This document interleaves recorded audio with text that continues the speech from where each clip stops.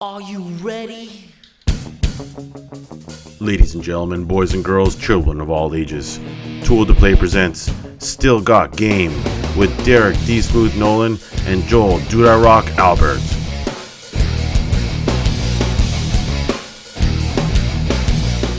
This episode of Still Got Game is brought to you by Vapor for Life, manufacturer fine e-cigs, e-cigars, and e-liquids. Hey now! Welcome back, ladies and gentlemen, to Still Got Game, episode 315. Still Got Game is the official podcast of ToolToPlay.com. I am, as always, Derek D. Smooth Nolan. And I am Joel Dude I Rock Albert. Joel Dude I Rock Albert, what is going on? You look like you just ate dinner or something. You look full. I do. I feel full. I had a chicken sandwich and some risotto and some corn on the cob, and it was delicious. Nice. And it was finished seconds before you started speaking. Yeah, it's the perks of having a woman that loves you, right? Even if she's pretending, it's fine. It's great food. As long as there's food, pretend. Yeah, right. It's fine. Nice. All right. Well, we're off to a little bit of a late start here tonight, so we'll just jump right in the show, and we'll try to keep to our normal schedule. We'll hop into feedback from last week's show. Remember, if anyone leave us a voicemail, it will cut you off after a minute. Donna comments. Thanks for using my comment in the last show. Absolutely love the episode, and I can't wait for the next one. Well, neither could we. Yeah, we love doing the show. We love when people love the show. They normally do. Yeah. There's very few people that don't, really. Yeah, I mean, it's a great show. What are you and even when they don't, we put their comments on, too. Right. We like to be loved. We like to be hated. We just don't like to be mediocre. Yeah, in the middle kind of blows. So if we're going to suck, we're going to just be the worst possible. But if we're awesome, we're going to be ultra awesome. Yes, exactly. All right.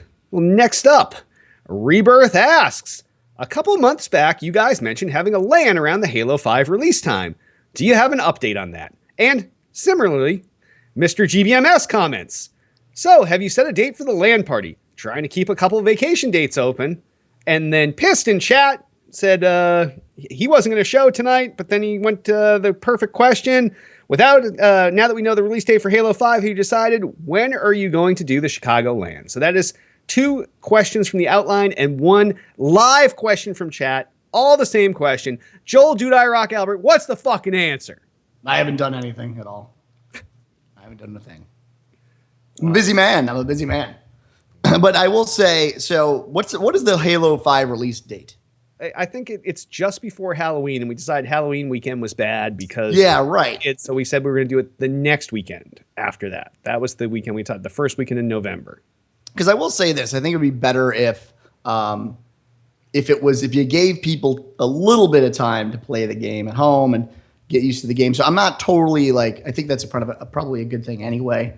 People are going to want to get the game. They're going to want to go through everything. Maybe even play the campaign, get that shit out of their system because who plays that? Half, you can bust through the campaign, and if you go too much further in November, then you start pushing into people's holidays. Yeah, then things get really shady. So that's why. So it'll be within that first week of November more than likely. That's roughly where I think we're going to land.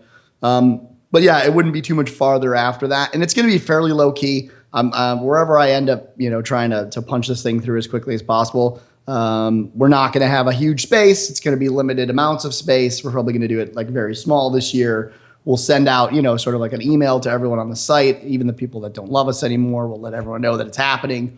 We'll do probably just the regular ticket sale type of thing. We'll try to make it relatively cheap. We're not going to, I know for sure this year it's going to be bring your own monitors, bring your own gear.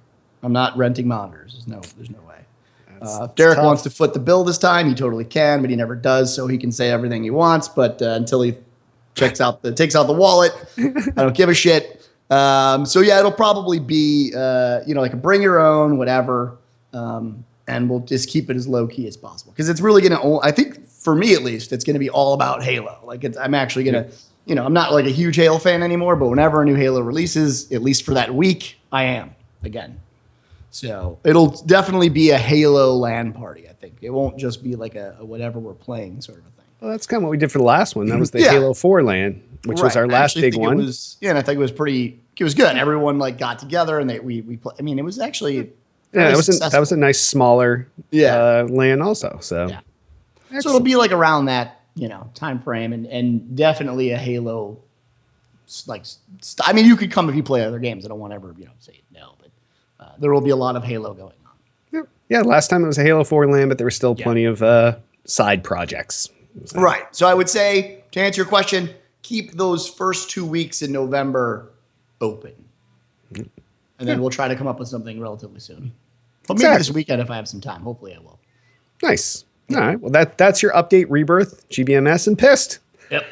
All right. Any of awesome feedback like that, give us a call, 773-527-2961, or email us at podcast@tooltoplay.com. And in site-related news, we got some 4.0 stuff going on. We launched it live last week during the show, or 2 weeks ago.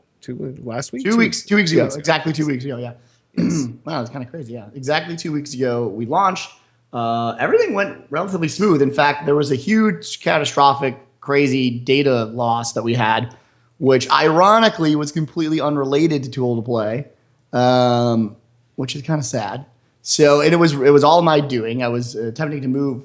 In fact, I guess it was related to Tool to Play because I was attempting to speed things up and make sure the server didn't crash when we had a lot of queries going on in the database and things like that. And of course, I decided to move things in my true style to how I've always done everything on Tool to Play.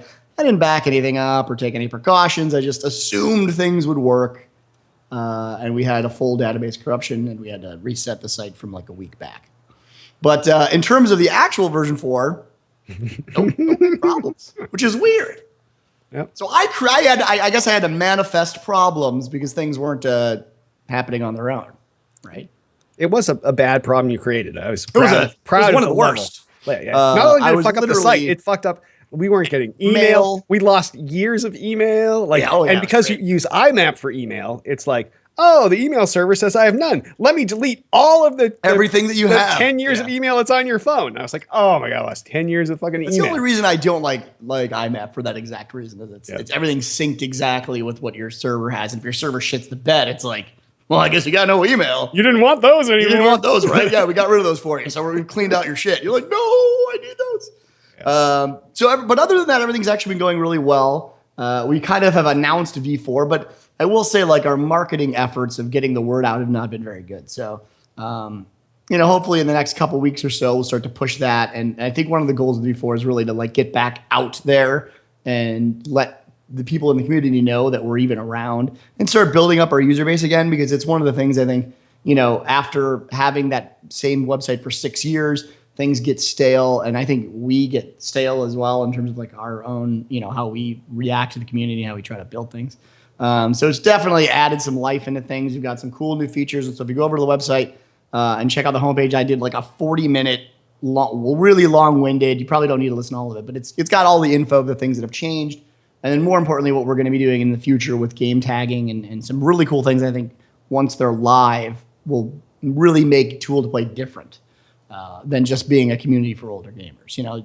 Nowadays we have 1 million of those kind of sites. So it'll be something I think that'll sort of differentiate us from those other people. So yeah, hope everyone likes it. We're just kind of cooking along. Exactly. If you have problems, let us know. Let us know. The only other site-related news is really not site-related, but it's podcast-related.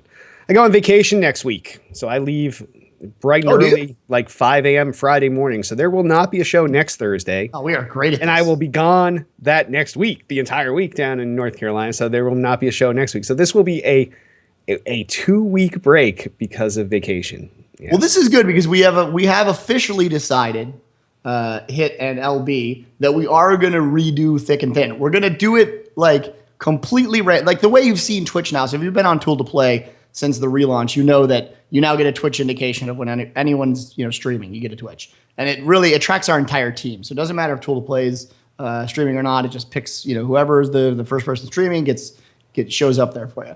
And so we're gonna treat it like that. Our indication for you of when the show is going to go on, it's pretty much going to be on Tool to Play. You'll know because you're on Tool to Play. We're going to shoot for next Wednesday, right? Is that right? I think next Wednesday.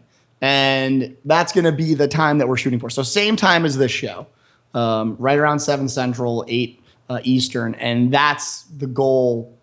But whether we hit that, I don't know. But this will be good. We'll have like 2 weeks where, we'll do some thick and thins for a while and use those as like some intermediary stuff.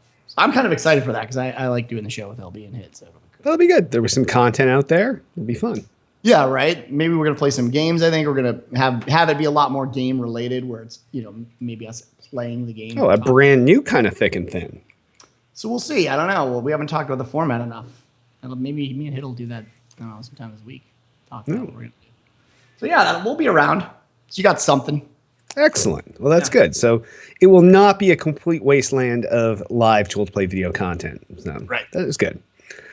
All right, Jay. Well, on that, why don't we jump on over into what we're playing? Joel, Dude, I Rock Albert, what have you been playing this week?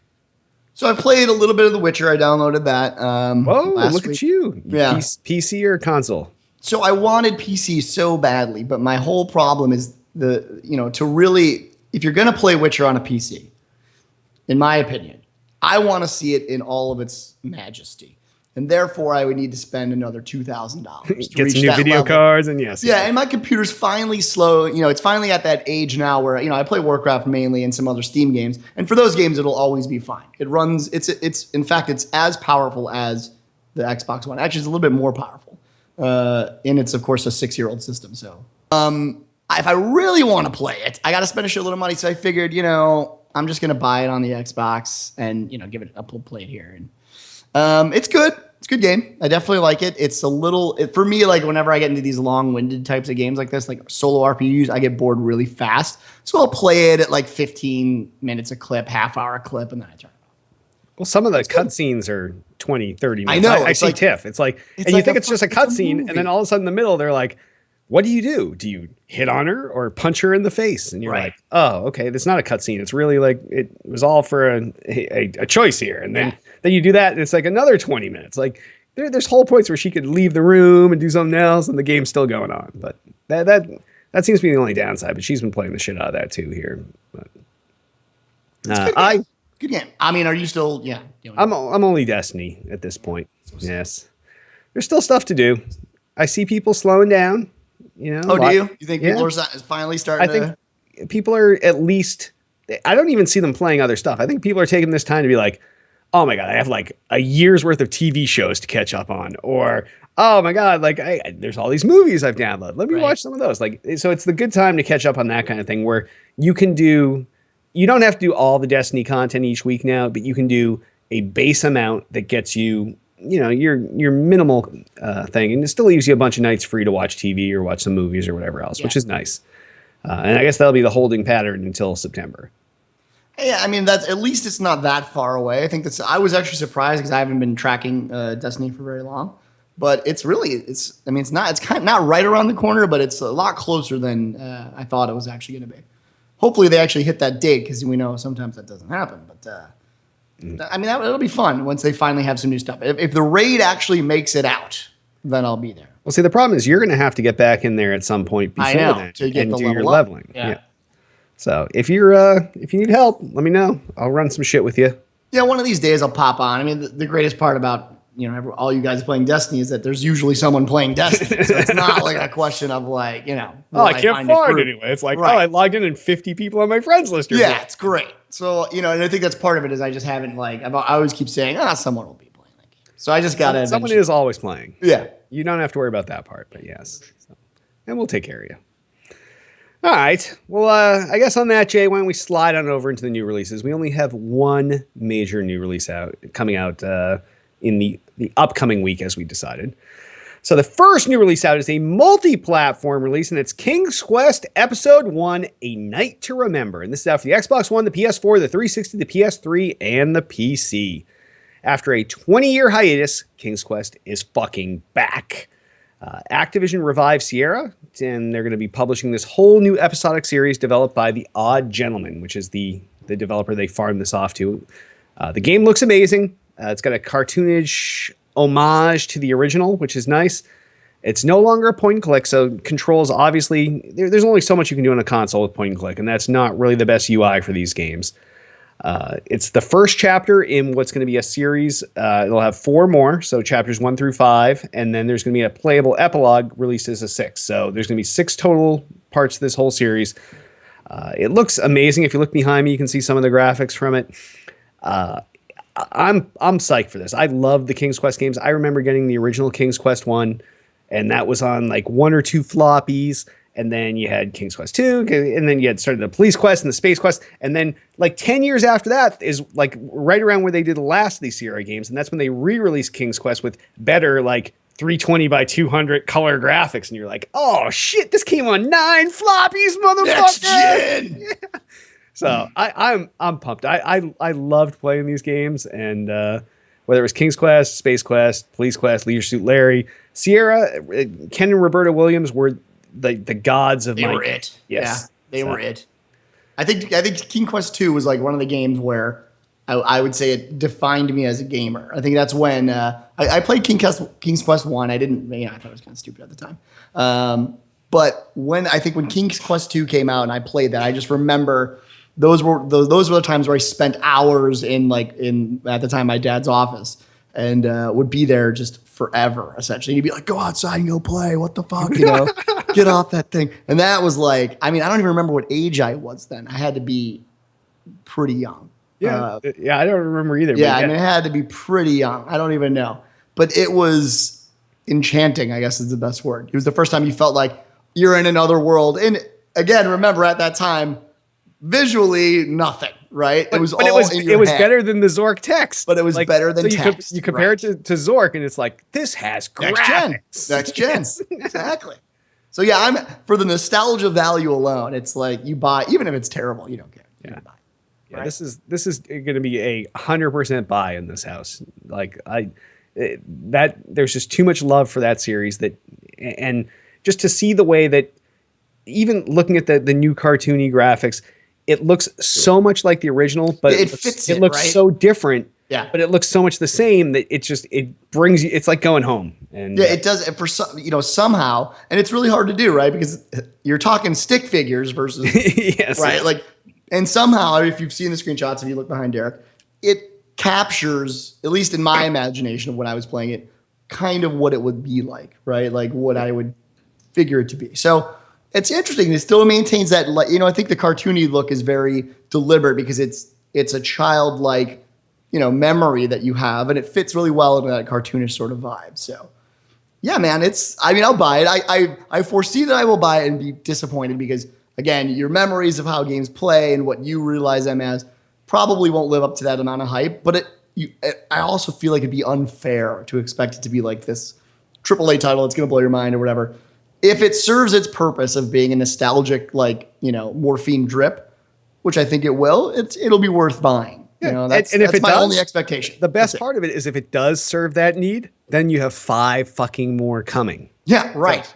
Continue with the series. Exactly. Yeah. And if you don't like the first one, then you bow out after that. You tried it. You were like, it wasn't the same. I fucked her 20 years ago and it's different now, but maybe you go fuck her and it's the same. And you're just like, oh, it's like going back to high school. And then it's like fucking a high school girl again. Wow. Yeah, you said that. I'm sorry, what? I know. Is that how it works? That's horrible, right? Yeah, it's terrible. Yes. That's why we didn't say that. Glad I didn't say that. Me too. Hey, my parallel really went downhill fast when I was trying to use my fucking analogy. Yes. Yes, it did. So I'm trying to break free, but I keep talking about it because I'm so uncomfortable by what just happened. I would definitely move on. If you have any sort of ability to do that, I would do that now. All right. Moving on to gaming news. First story. So the first story, and this is a great one. To me, it's almost a what the fuck, but it's awesome.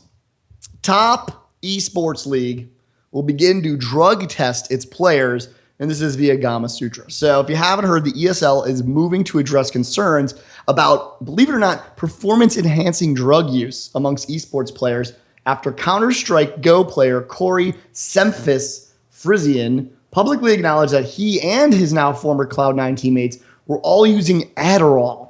This is crazy. During a professional tournament. Quote, "We were all on Adderall," said Frisian during an interview with Mohan Launder's Given Damzier. All these names are so fucked. I know, right? You read them and you're just like, really, man? Just that doesn't abbreviate like a real name or something. It's not a real name. Quote, "It was pretty obvious if you listened in the comms," which I really want to go back after, doing this article and reading this to you guys. if anyone could find it or whatever, I want to hear the comms of why it's so obvious that they were on Adderall. Hey guys, are they just like, hey, what's up? Let's talk. yeah, are they just like cracked out? Like, it's like, I don't know. Coke. It's not good. No, it's cool Coke, but it's almost like Coke. It's almost like Coke. It's like Coke Junior. So in response, the interviewer noted noted that, quote, everyone does Adderall at ESEA LAN, right? Just throwing that out there for the fans. That's how you get good. So he's like, this is it's a terrible thing to say. I know. Like, I mean, like this is where like esports really needs to get their shit together. Is that you're a 16-year-old kid, you're playing video games professionally. It's amazing. They need like these coaches and people around them to coach them on what not to say. You don't say like, yes, kids, to get good at video games, pump Adderall into your system and get your teammates to do it too. Not a good move. That'd be like Bob Costa saying, "That's right, kids. You wanna crank another home run like that one you just saw? Little steroids will do you nice. Pump yourself up. Don't waste all your time in the gym. Cut your time in half. Use some steroids and be good to go." So to go on further, he was quoted as saying, "We've known for," or the Esports League was quoted as saying, "We've known for some time that the performance enhancing drugs, PEDs as they're called, would be a challenge we would need to face eventually as the professionalism and stakes increase across the board for esports." This is at least good. And this was the quoted representative, Anna Really Jesus Roswindowskics. Sure. Yeah, whatever. You'll read the name later in the show notes that we never put out. So, quote, "PEDs are a topic we are discussing at an organizational level and will be one that we need to address industry-wide going forward in order to maintain integrity of our sport," end quote. The ESL expects to make another announcement this week about the actions it will take to address this issue of doping in esports. So, this is so weird to me. Whenever you say like Adderall is a performance, I guess because it, allows you to maintain focus for long periods of time. That's the point of the drug. That's why they prescribe it. I would love to see, sounds disgusting, but I feel like it needs to happen. A tournament, same teams, non-Adderall and Adderall, and really if it's making a significant difference or if these kids just feel like, yeah, I mean, this drug is, for focus and it's supposed to hone you in on a thing, whatever it is, that you're currently doing at the time. I wonder if it actually is a enhancing drug, if it is a performance enhancing drug that meets that requirement, or if it's a perception or more of a placebo when they take it that they feel like this is making me a better player. Because it needs to stop regardless. Kids should not be just taking drugs while playing video games. I think we all can agree on that. Ironically, a lot of these kids that are taking the Adderall probably are prescribed that Adderall already on it for a different thing, and they're just like, let me jack it up before the game. Now, you could say the same thing though about, so where do you draw the line on performance enhancing drug? Because you could say, hey man, if I smoke a bowl, I pay a lot of attention to whatever I'm doing at the time, and I'm going to focus. If I'm playing video games, I don't give a shit what's going on back there. I'm only playing video games. You're zoned in. And you can argue, reflex times or whatever, but I know plenty of guys that play fucking stoned off their gourd all the time and fucking kick ass. So, where do you draw the line? Is that performance enhancing, or do you start testing for all drugs? So it's a slippery slope. Well, and it gets even more muddied up using the example you said, which is that a lot of kids, especially at that age, are prescribed Adderall. So if you test positive for Adderall, how does that all of a sudden make you using performance enhancing drugs? Even furthermore, if you are taking it on a daily basis for whatever reason, for your life outside of it, if you happen to be on it like you normally would be while playing that video game or not, right? Are you really in violation? I mean, it's a prescription drug for a reason for many types of people. And so it creates this weird gray line of A, is it actually enhancing anything? And then B, what about the people that are already on it for a prescribed reason? Are they going to be told in order to play in this league, you just can't use these drugs at all? It's a weird thing to say, and especially weird to ask of a kid, who obviously has parents that probably want him on Adderall for whatever reason. Yeah. Or you have to flip it the other way. You say, okay, you know what? We're going to scan for performance enhancing drugs, but because 90% of our people that screen positive for performance enhancing drugs for Adderall, all had prescriptions for Adderall. Adderall is now legal in the ESL. And then by them saying that, does that get the other 10% of people to be like, well, I need to start taking this now too then? Or if it's even, the one thing we will always know, and this happens in sports, regular sports and anything, if there is an advantage to be had, it will be had. There's no scenario in which someone at a competitive level doesn't take advantage of absolutely every possible thing that they can that will even give them a tenth of a second of a second of a second, right? It's just, we've even talked about it on the non-competitive, even Destiny level, about the perception of a weapon and how pros use that weapon and how that trickles down into the community as this weapon or this thing is the most popular or best way to use this gun or whatever, right? It's just the idea that even if there is a slight advantage by using whatever it is, whether it's a weapon, a gun, or whatever, or a drug, that people are going to take advantage of it. It's just, you want to win. So it's a really interesting topic. It's funny to see it in esports, but I guess it's got to be everywhere. Competition is competition. It doesn't matter.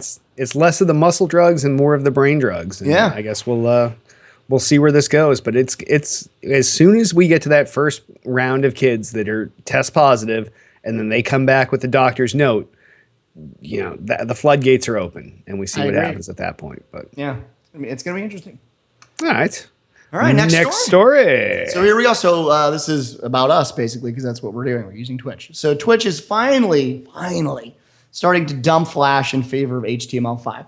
This is probably not a huge deal for our listeners and things like that, but it is cool overall for the things that we're doing on Tool to Play and just for the web in general, right? For streaming video and stuff like that. So finally, Twitch is going to be ditching the CPU hog that is known as Flash.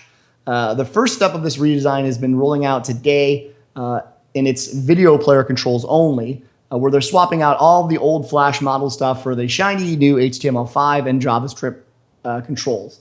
So Twitch videos underneath that are still going to be based on Flash for now, but this is all in preparation of finally having the HTML5 player, hopefully this year. I hope they finally get this thing out, because I've been talking about it for forever. Why is this cool? Because we can finally then embed anywhere and everywhere in regular HTML. So any guys that want to like stream on their own web page and do things like that, like on Tool to Play, we have to do this huge thing where we do an overlay drop down and it's embedded in Flash, and it's just it's a honking thing to do, right? So it'll be cooler once we get to that level. So if you haven't noticed, the new controls will be rolled out gradually to all users, so you may not have them yet. But they will be showing up first on channel pages. So if you go to channel pages, you'll see them there first, if you are sort of in this pool of players that will see them. Twitch follows in YouTube's footsteps with today's switch. In January, YouTube finally dropped Flash to make HTML5 its default player, the best thing they've ever done. This came 5 years after YouTube started using it. I think they had it like half-half, where it was you could opt into HTML5, right? It was something like that. Yeah, they had a whole scene where it was like, for a while you could test HTML5, and they did it for almost 5 years before they finally ditched Flash, because at that time they were quoted as saying it was the best platform for the site. So I think that's been proven to no longer be the case, and hopefully more people are adopting this. I think they were just too balls deep at that point. I think that's what it was. They're like, it's just too much. HTML5 is awesome, but Flash is probably the best thing because we have like 200 billion videos in Flash right now. Right? We're just going to convert them on the fly overnight. Yeah. I bet you it took them 5 years to convert all those videos. I mean, it is a huge process. That's one thing I will say. Even if you remember back from YouTube when they switched, there would be videos when you would go to the YouTube app on your Xbox and you would go to view one. You'd be able to view one. You go to the next one. They'd be like, this video is not available on your platform. And it's because it was stored in the back end in Flash format. So they, behind the scenes, over a period of years, were going through and updating all this shit to switch from the old Flash containers to the HTML5 containers. And I think Twitch is going to be a little easier, where they're just going to, because they haven't switched the video containers. Yeah, right. They're just like, we're going to switch the front end, and eventually we're switching the back end. And who knows, right now they could be doing all the back end videos now and just not switching over the containers until everything's ready. But I think that's probably the case too. I mean, they've also got a shit ton of content in the short amount of years that they've been around. Streaming is a pretty much 24/7 process. People are always doing it. So. They also, though, have put that moratorium on the length of time that your content's available, which makes it so much easier for them to convert their legacy stuff, because they don't have to go back to day one. Nope. They only have to go back 6 months or whatever it is. Yeah, whatever the timer is on the things you save. They're able to then switch, or they can even ditch those altogether and just expire those. Do the new HTML5 for the live player, let everything fall off, and do only the new videos that are saved in HTML5, and they just can sort of naturally let it sort of die away. Yep. So they're in a good position to do it, and it is better for pretty much any content user out there. It means it'll be a much more portable format as well as for applications and APIs and things that connect to it. That's one of the big downsides right now. You can do everything that you can possibly think of with the API that they have, and we do it on our site where we notify you, we show you who's streaming. The one thing you can't do is have the player. For that, you need to create the iframe of Flash. It's a Flash player. Pain in the ass, right? Yeah. So the one thing that is what it is the thing that you can't really pull and use from Twitch. So. Yeah. And Jay's just talking about our website, but our website. Think about from your mobile device. Like, until your iPhone or your shit fake device of choice had a YouTube app. When you were watching YouTube, you could not just go to youtube.com and play a video on your phone because your phone didn't have Flash, and that was the downside. Once YouTube switched to HTML5, you didn't have to use your app. You could click a link from a website, boom, it's a YouTube link, boom, opens right up. Everything's fine, everything plays. Getting away from this archaic Flash concept, which was really the bastard child of the web for a long time.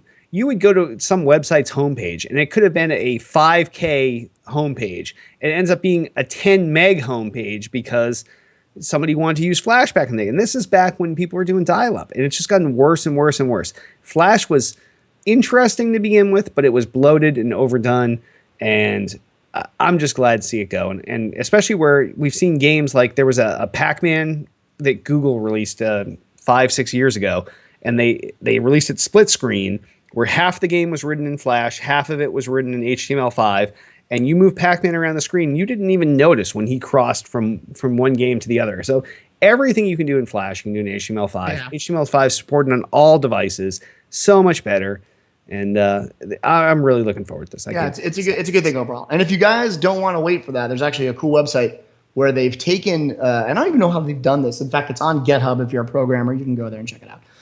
But if you're not a programmer, you just want to look at it. It's called Twitch LS, and it's really, ironically, it's actually TWITC HLS, and the HLS is actually stands for the actual standard of streaming over HTML5. So it's kind of a play on words, but they've done everything in HTML5 already. They have sort of their own HTML5 player where they take everything from Twitch and they convert it so that you can watch it on your phone and things like that. It's kind of a cool website.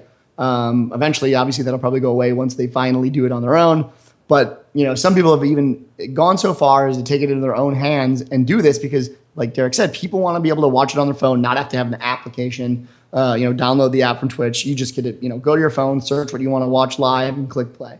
So it'll be cool when it finally gets there, and it's a good move. Good job, Twitch. Good job. Agreed. Yeah. All right, next story. NHL 16's revived EASHL mode. EA Sports Hockey League. Right. Mode is finally on the Xbox One and PS4 in a beta. This is kind of cool for the NHL 15 owners, right? So NHL 15 owners will be able to participate in the beta for NHL 16 EA Sports Hockey League mode later this month, and EA announced this today. The popular mode, which was conspicuously missing from NHL 15, makes its return in NHL 16.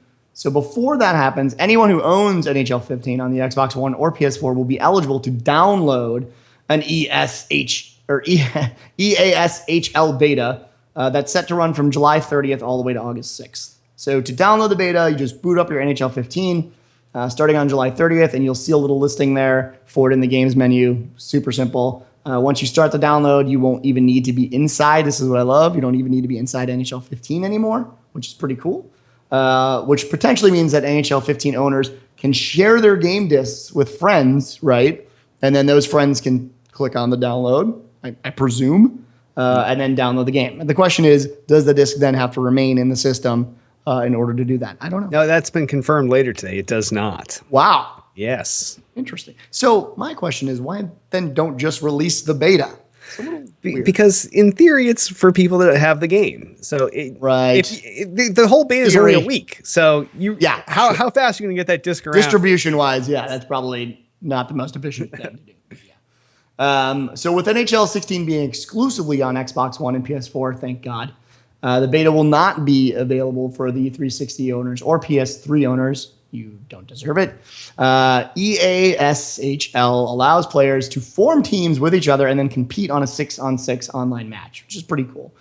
It was among the features that were either missing from NHL 15 or were added in post-launch updates. So EA claims that this year's version has been reimagined to deliver a new player class system for a more competitive and balanced experience. End quote. NHL 16 is due out for the Xbox One and PS4 on September 15th.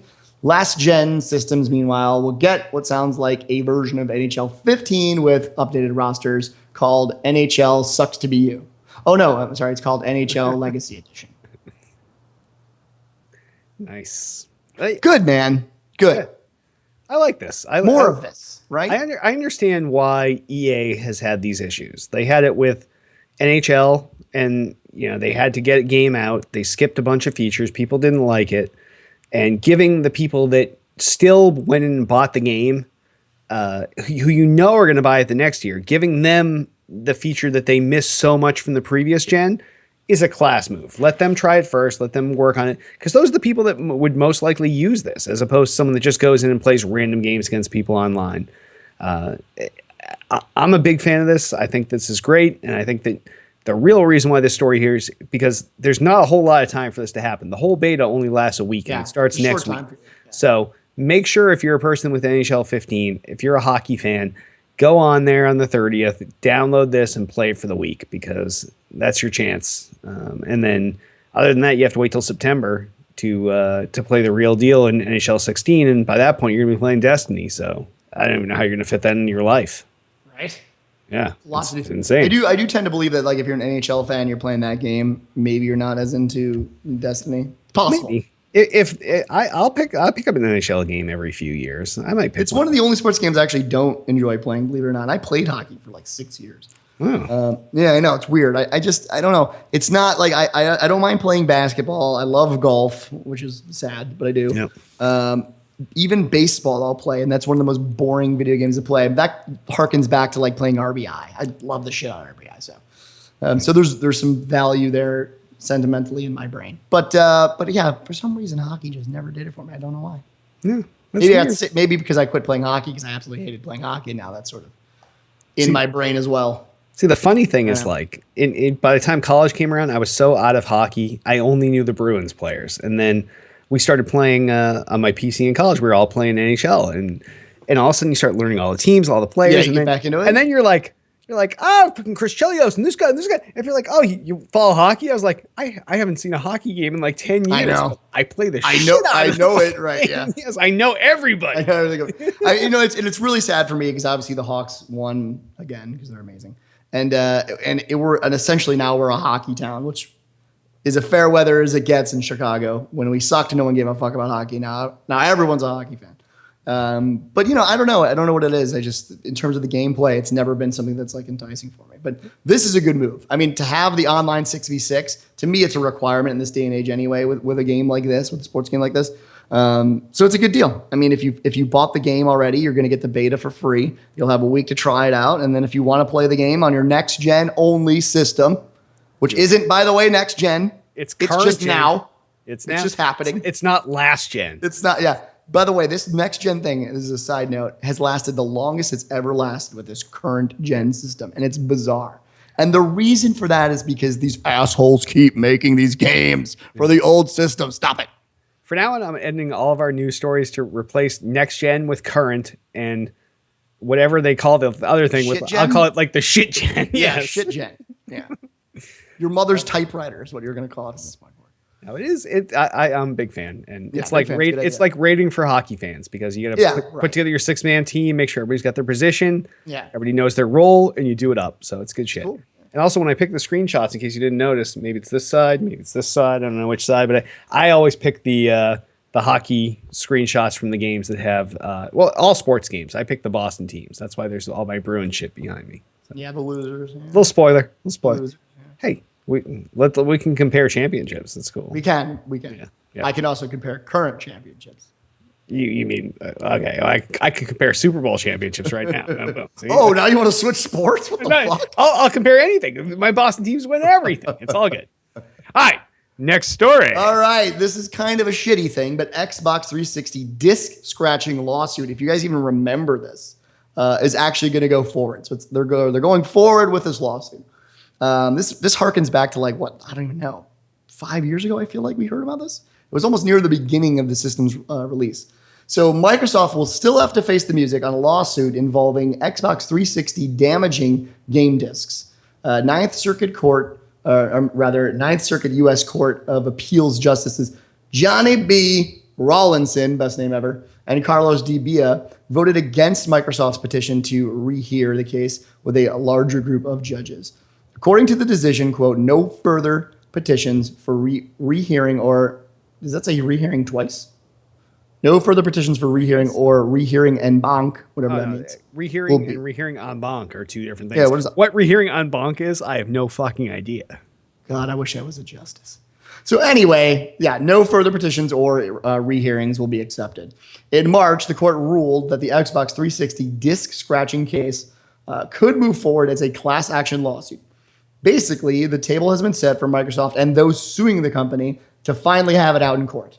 The lawsuit was filed in 2007, so it was a really long time ago, and alleges that, quote, Microsoft, what is that word?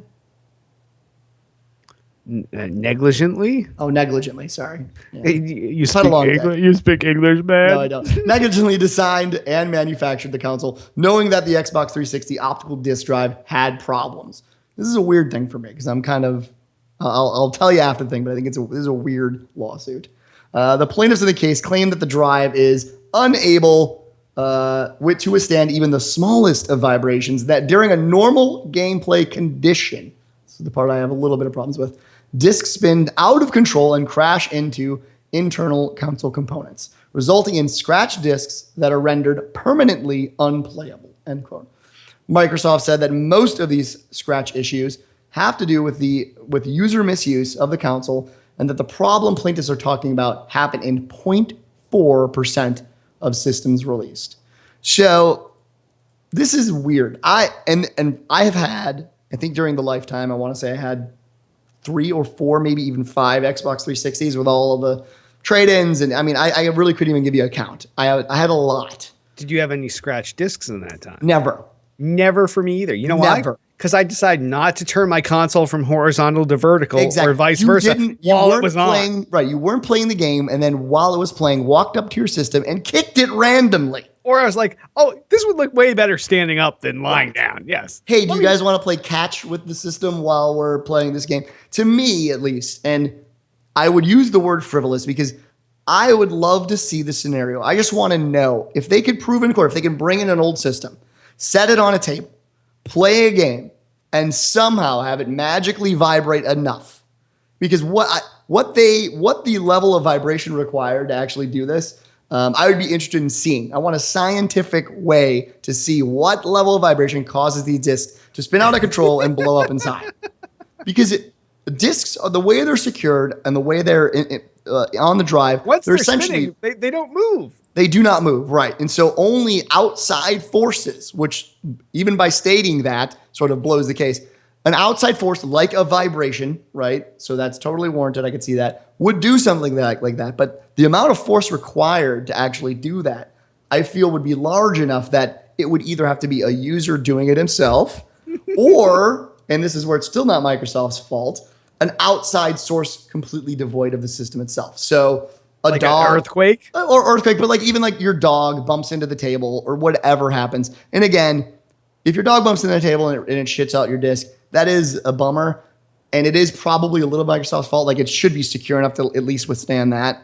But I still don't know if they're liable for everything. I don't know if at that point it's like they're at fault, right? An outside force acted upon an inanimate object outside of the spinning disc and created a problem. We had so many 360s. We had 5 in the house. We have people bumping into things. We have cats jumping on things. Never a scratch disc. I honestly believe the only way that this happens is if you physically move the Xbox while the disc is spinning, or you try to change the orientation, which Microsoft had said. They were like, don't do that. Either it's horizontal or it's vertical. If you would like to switch, it can go either way, but do it while it's off. Yeah. So I think these people are just... they're looking for money. Yeah, but I can't imagine they're going to get a lot of money either. I mean, like, that's the thing is, I've always thought, I will give them a little bit of credit on their side. I've always thought that having your system sort of in the vertical state up and down was by far the most dangerous. And that's simply because... exactly. I thought the same thing with the Wii and the Xbox. I was like, why would you ever stand it up? Put it down. It should be horizontal. It's so much safer that way. It's not going to tip over. But yeah, exactly. That goes to the same sort of scenario of someone accidentally knocking over your system, which you wouldn't want to happen regardless of what disc was in there, because knocking over your system could probably break it, right? So I always felt like maybe that's where a lot of these faulty things happened, where they weren't fully flipping it, but maybe they hit it with their fucking knee or the dog hit it. But at that point, it's like, yeah, I know they told you could do that, but you guys know, right? Like a little bit of physics and how there's not a lot of force there to keep it up. You get it, right? Like, it's a tower at that point. And what do towers sometimes do? They fall over. If it's laying flat, it's already fallen over. It can get no worse. So I could have a wine glass. It can be full of wine and I keep it standing up. Or if it's empty, I can either put it down sideways or keep it standing up. It's much safer on its side. Like, let's just keep it that way. This whole thing is, I can't even believe that this is still going through the courts 7 years later. 7 years later. It's kind of crazy. I don't know. Derek, what do you think about the story? Jay, this story has me saying, what the fuck? And on that, why don't we hop on over to the mailbag and voicemails. Blue Steel asks, what are your thoughts on the new Xbox One Elite controller? How do you think it will affect SCUF? Now, for those who don't know SCUF was the premier manufacturer of aftermarket Xbox One controllers. They had the bottom paddles, they had different thumbsticks, they had different tensions and everything else. I feel bad for SCUF because I think this is way better than any SCUF entry that they could possibly have, because SCUF worked with what was out there and they modified it. This is Xbox coming in from out of the gate and saying everything's customizable from us. It's not like you had to take what we gave you and hack it in. So I don't know. We're definitely picking these things up when they come out. And here's the thing is, I'm not even a huge console gamer anymore, but this is a no-brainer purchase for any gamer, in my opinion, even if they're like a semi-serious gamer. And it's a good question that Blue asked and how it's going to relate to SCUF, because no matter what, when it's the company that's native, right? It's the native company and it's not a third-party provider. They're always going to have more resources at their disposal to make the best, controller possible or best product possible. Yep. Sometimes they don't always get it right, and that's when things like SCUF come along. But the great thing that these companies can do is take the awesome ideas of SCUF and then make them more awesome and integrate them fully into the system. So this will undoubtedly, in my mind, really hurt SCUF. There will be no reason really to buy one after this. Right? At least, I mean, I don't know what your opinion is, but to me, it feels like, why would you buy one after this? Would there ever be a reason? No, Are you there's just no reason so to get happy SCUF. with SCUF? Is that maybe why? I don't know. Yeah, so Selden in chat right now, while you were talking here, he doesn't understand why anyone would buy this for $150. I think this is a no-brainer for I say no-brainer as well. So no-brainer. Think about the stuff you spend $150 on Selden. You go out and you buy a QP of some shit herb. You go buy a quarter and an eighth of some good herb. You go buy 12 bottles of vodka. Like, there's plenty of ways to spend $150. Like, this is another way to spend the $150. Yeah, and I will say, like, the SCUF is always, to me, it's been a great control. In fact, to give that company credit, it's by far the best third-party aftermarket controller. I really do believe that. I don't think there's any doubt. And they're the highest of high end Yes. modded aftermarket controllers. Yes. Right. And they also, and they allow a numerous amounts of customization and all that stuff. So if you're into that, like as a gamer, I feel like you've already, it's already a no-brainer for you. They run about $110 at the start, right? The starting cost is $110.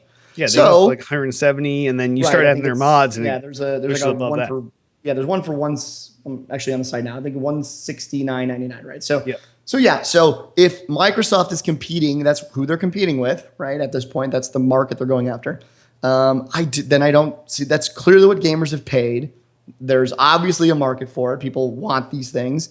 And so they're going after it. I do not think the price is crazy. It's essentially right in the middle, maybe a little bit overpriced. But with that, you get the fact that it's a Microsoft product. So I don't know that it's a big deal. You can't say that because, like, you say it's overpriced, but look at what we spend on everything else. Like, this is a $250 headset. But market value comparatively to Scruff. People have you spend all this money on all these other things to make your gaming experience better. Why is the controller not one of them? We spend stuff on, even if you're not a headset guy and you're an idiot, by the way, but if you're not a headset guy and you have like a surround sound system, you spent way more than that on your surround sound system. Headset is definitely the ideal way to capitalize on that advantage in gaming, but we spend money on these things that are over and above the cost of the console. $150 for a controller that makes you a god, that lets you do everything you want with the controller.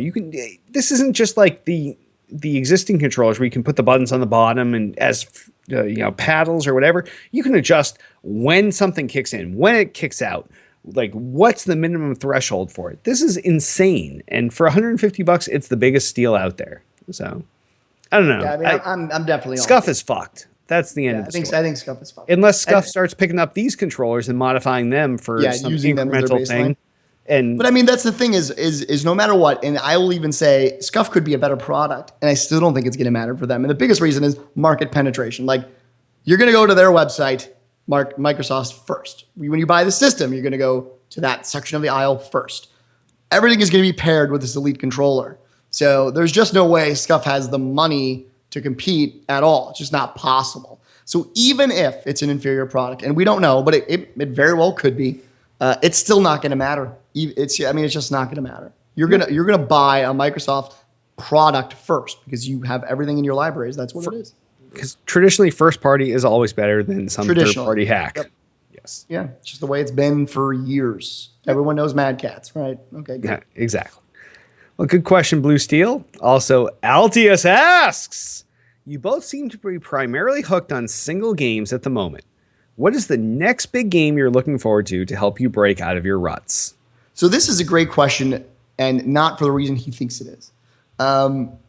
Traditionally, when people played games, like Derek and me, and even before we were on Tool to Play and played Halo together, people traditionally played one game. And they played that game for years. You played the fuck out of it. Years, right? And so it is very true, and this is where I make fun of Derek because he plays Destiny way too much. He makes fun of me because I play WoW way too much.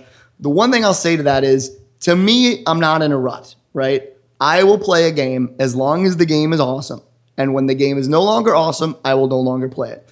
So I have to say that while it's a great question, I do not consider myself in a rut.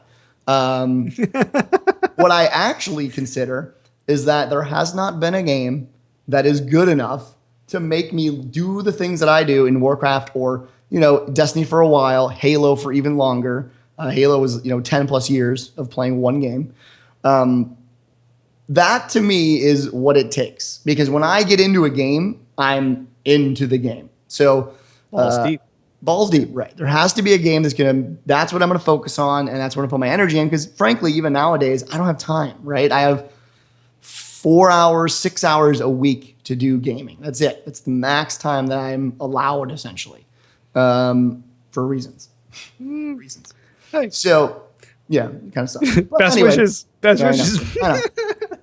Anyway, that aside, so when I do have the time, I want the time to matter, and I want to be playing a game that I love to play. And so it's very hard for me to try a game because that's wasted time to get into that game that's not me playing the game that it is that I want to play.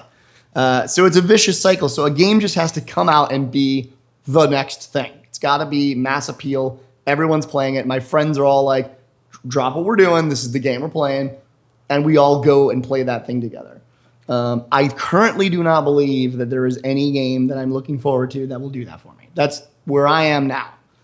Derek, is there any game currently that will take you away? Now, for me, it's Halo 5 is my next hope, but like you said, it's different. Like there was a point where everybody played the same games. And Tool to Play was founded on the fact that everybody were Halo 1 people. We finally got Halo 2.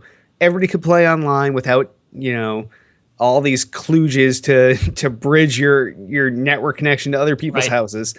And we all played the shit out of that. And then we kind of saw in the first couple of years of Tool to Play, it was whenever that first mech game came out. Chrome Hounds. Chrome Hounds. And Chrome Hounds was the first game to bifurcate our community. And it was like, yeah, we're all playing Halo 2 every day. That's all we do. And then people were like, but this Chrome Hounds game came out and we're playing that. And we're like, why the fuck are you playing that, loser? Come on, it's Halo. Come on, matchmaking. Come on, customs. Yeah. Right. So, and it just bifurcated more and more over time. And then it was Call of Duty. It was Rainbow Six for a really long time. Gears of War. And it just slowly but surely cut down the community that all played the same game. Now we're like 64 created. Right. And, it would be nice if there was a game that came out that was the new linear focus of everybody and brought the band back together, if you will. But I'm hoping it's Halo 5. And I think that's their goal, is to try to, and from what I've heard from 343 and from people I know their goal was to take what was right about Halo 2 and do that in the latest Halo game. And all I can say is that play the beta, and no, it's not Halo 2. But it was just that was an early beta. That was a year out. Lot of work for a year. That's all I'm gonna say. Lot of work. Yep. And so we'll see what happens. Back to the drawing board. But I will play it. This is the thing: is nostalgia wins no matter what. So on that note, I'll definitely give it a shot. Will it pull me out of a game I've been playing for 8 years now? Probably not. But it'll certainly. I'm at that point. I will say this: I'm at that point finally where I am looking. I want there to be that game because my interest is absolutely 100% waning. So I just need that developer to come along and finally be like, okay, here you go. Fine, this is the new thing. Here's your new crack. Here's your new crack. There you go. Okay. So, as always, great question. I love it. It's good stuff. Altius, pushing the limits of questions, as always. Fucking God. Come to the LAN, Altius. We'll fucking buy you drinks till you're fucking passed out on the floor. We'll get like 6 months of questions from you. We just like keep firing. Like, so what do you think about this? Each question, you get a free drink. Come on, let's go. And then Altius dies at the LAN. We've got like 7 years of questions. We're like, all right, we got enough. Like, it's time for you to go. We have a limited amount of Altius information at this point, but we took everything we could from him. We soaked it out. Just sort of like disappeared and flew off into the ether, and that was it. We're like, thanks. Wait, there's no body here. Well, Altius was all questions. He had no physical form. All right. Well, if you have awesome questions like Blue Steel or Altius, give us a call, 773-527-2961. Email us at podcast@tooltoplay.com. You can also comment on this episode's thread in the Tool to Play homepage. And sponsors, remember, by supporting our sponsors, you helped support Still Got Game. Now, for you live and YouTube people, you're going to have to bear with me here because this is the first time I have to read copy in forever. So here we go. Podcast listeners, this is going to sound pro. You're not even going to hear me say podcast listeners, this is going to sound pro. So, Vapor for Life. Vapor for Life is a leading manufacturer of reusable and disposable e-cigs, e-cigars, as well as an extensive line of tobacco and non-tobacco flavored e-liquids. While their e-cigs are known widely to have a great quality value balance, their e-cigar is the industry leader and the only electronic cigar made for true cigar aficionados. Whether you're looking to dip your toes into vaping and want to start with something disposable and inexpensive, or are an established vapor and are looking for premium e-liquids at a great price, Vapor for Life is for you. We have 2 offers for you this week. You can either go to tooltoplay.com/vape, that's VAPE, for 20% off and free shipping on your order of $70 or more. Or if you'd rather start small, you can go to tooltoplay.com/vape2, that's VAPE and the number 2, for 10% off of your order. Once again, that's tooltoplay.com/vape for 20% off and free shipping for orders over $70, or tooltoplay.com/vape2 for 10% off your order. Vapor for Life for all your e-cig, e-cigar, and e-liquid needs. And That's the copy, but I'll tell you offhand, even if you're not a smoker, vaping's fun. Just fucking hop on there. Way to sell it to the kids. Good job. Yeah. You should start. Yeah, kids. Doesn't matter how. No. There's no nicotine in your recreation. Don't. No. Oh, he's so paranoid. Go to toolplay.com/vape2. 10% off. Just pick something up there. If you're a kid, you don't have a credit card. You got to be 18 to have a card. So go there, toolplay.com/vape2. Start there. Get your 10% off. Just get a cheap e-cig. Get some lemon or cherry flavored shit and just toke it down like nobody's business. And then, you work your way up from there. But definitely the place to start, and definitely support us. Oh, I see Hit has dragged the Vape for Life icon into my background here. He is pro. This is on the fly. Hit has modified the show. So Vapor for Life, definitely. We love these guys. So toolplay.com/vape, 20% off and free shipping for $70 or more, or toolplay.com/vape2, 10% off your order. If any of you would like to sponsor us and get this kind of awesome read, except when Jay tells us not to support the sponsor, you can definitely hit us up, 773-527-2961. Email us at podcast@toolplay.com. Tell us what you want to sell. We'll tell you what you're going to pay us. We'll sell it. You pay us. Boom. Done! Twitter us up. You can find everything Toolplay related at twitter.com. Oh, that is not even English what I'm slurring out. That's that was horrible. Twitter.com/toolplay. Everything podcast related at twitter.com/still_got_game. I, king of the fucking internet, got everything that's fucking holy at twitter.com/Derek Nolan. And you can find me at twitter.com/dudeIrock. Facebook the fuck out of us. Facebook.com/toolplay. Facebook.com/Derek Nolan. Facebook.com/dudeIrock. We also have a YouTube channel, youtube.com/toolplay. That's the place to find all of Toolplay's archive video content. That's whether it's stuff from YouTube, whether it's stuff that we put on Twitch directly, and then we archive to YouTube. It's one-off shows. It's shows like this. It's shows like Hits motherfucking Dishes. That's coming back in a couple weeks. Next week, maybe Hit's going to bring it back. No one knows when it's coming back, but Hit's definitely bringing that back. Thick and Thin with LB and Duty next week. Hit. And even though he's not part of the name of the show, it's like Thick and Thin and Medium Guy. That show is Hit is losing his shit being called Medium Guy. He's lost it now. And I hope he's paying attention to what he needs to do with the camera because he's our producer. But that show too could be showing up next week or the week after during the 2-week hiatus while I'm on vacation. So definitely the YouTube channel will be your place to find all of our archive video content. We also need to rate and review this podcast in iTunes. We need some 5-star reviews and we need some positive comments. I think after my vacation, when I come back, we're going to start each week. We're going to pick the top 3 reviews in iTunes and read them during the show. So if you're someone that's creative, you have something nice to say about the show, give us the 5 stars, write a review, and you could be famous on the show. Internet famous. You could be on a Twitch channel live for like 10 people. You could be on YouTube semi-live for like 50 to 100 people, and you could be for thousands of people. Your name could be heard on a podcast. So yeah, definitely do it up. We also have this Twitch channel, obviously twitch.tv/toolplay. That's the place where we broadcast live all the time. A lot of times it's Hit. Hit is our primary broadcaster on Toolplay. Styles has been kicking his ass lately. See, so we do have a good balance on Toolplay of who's broadcasting there. But definitely hit up twitch.tv/toolplay. Go there. At least follow us. Preferably subscribe, because even better than buying from Vapor for Life, toolplay.com/vape, toolplay.com/vape2. Even better than doing that is just hitting the subscribe button and give us that $5 a month. It's even less than $5. It's only $4.99. So save that extra cent. Over a year, that saves you 12 cents. Over 100 years, that's $12. Yeah. You save $12 in the next 100 years thanks to us. So definitely either go there, at least follow, preferably subscribe. Last thing I just want to remind all of you, each and every Thursday night, except for the next 2 weeks, 8 p.m. Eastern, 5 p.m. Pacific, twitch.tv/toolplay, still got game. And on that, why don't we wrap this fucking episode up? I am Derek D. Smooth Nolan. And I am Joel Dude I Rock Albert. I'll see you guys in 3 weeks, but you can deal with Thick and Thin. Enjoy your vacation.